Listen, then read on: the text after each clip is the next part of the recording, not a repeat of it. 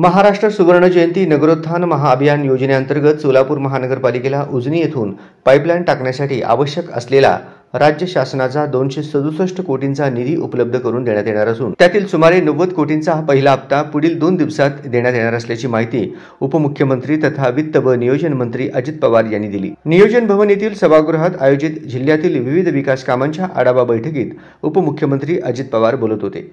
यावेळी आमदार यशवंत माने, आमदार संजय शिंदे, जिल्हाधिकारी कुमार आशीर्वाद, महापालिका आयुक्त शीतल तेली उगले, शहर पोलीस आयुक्त राजेंद्र माने, पोलीस अधीक्षक शिरीष सरदेश पांडे, अतिरिक्त मुख्य कार्यकारी अधिकारी संदीप कोहिनकर, अप्पर जिल्हाधिकारी तुषार ठोंबरे, निवासी उपजिल्हाधिकारी दादासाहेब कांबळे, जिल्हा अधीक्षक कृषी अधिकारी दत्तात्रय गावसाने, जिल्हा नियोजन अधिकारी दिलीप पवार, जिल्हा प्रशासन अधिकारी नगरपालिका वीणा पवार, एमजीपीचे कार्यकारी अभियंता अनिल पाटील, माजी आमदार दीपक साळुंखे यांच्यासह सर्व संबंधित विभागाचे विभाग प्रमुख उपस्थित होते। उपमुख्यमंत्री अजित पवार म्हणाले, सोलापूर शहर वाढीव पाणीपुरवठा योजनेअंतर्गत उजनी धरणातून 170 दशलक्ष लिटर पाणी सोलापूर शहराला दररोज आणण्यासाठी 894 कोटींचा प्रकल्प मंजूर केलेला आहे। या अंतर्गत कामे सुरू आहेत। राज्य शासनाचा 267 कोटींचा हिस्सा लवकरच देण्यात येणार असून त्यातील पहिला टप्पा सुमारे 90 कोटी पुढील 2 दिवसात उपलब्ध करून देण्यात येतील। तरी महापालिकेने या अनुषंगाने पुढील कामे त्वरित पूर्ण करून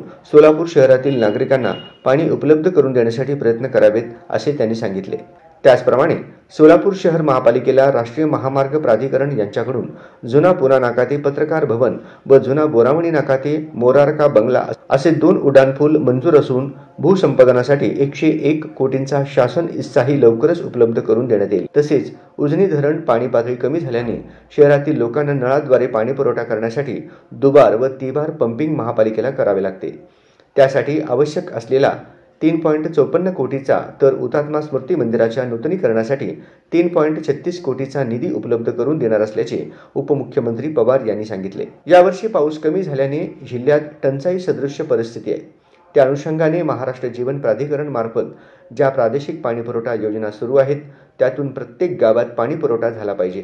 यासाठी सांगोला प्रादेशिक पाणीपुरवठा योजना चांगल्या प्रकारे चालवली जात आहे। तरी याच धर्तीवर जिल्ह्यातील सर्व प्रादेशिक पाणीपुरवठा योजना संबंधित यंत्रणांनी चालवल्या पाहिजेत असे निर्देश उपमुख्यमंत्री अजित पवार यांनी दिले। पंढरपूर देवस्थान आराखड्याअंतर्गत 73 कोटींचा निधी मंजूर असून या अंतर्गत पुरातत्व विभाग काम करत असून मार्च 2024 पर्यंत त्यांना आवश्यक असलेला 5 कोटीचा निधी त्वरित देण्यात येत आहे।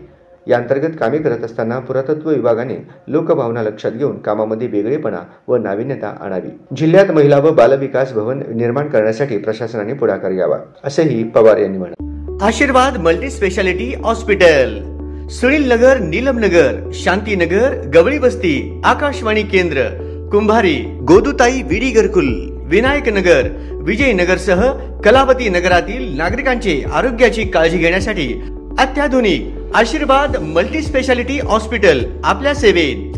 Chairman doctor Guruprasad Padasalgi, vice chairman doctor Kishor Gaikwad आणि संचालक doctor Shrikant Makam, doctor Rajiv Math, doctor Rajeshwari Math, doctor Mane, doctor Ingole, Narasappa जिल्हा यांच्या मार्गदर्शनाखाली आणि दत्ता शिंदे यांच्या कुशल व्यवस्थापनाखाली सर्व प्रकारच्या आजारांच्या उपचारासाठी 24 तास तातडीची सेवा।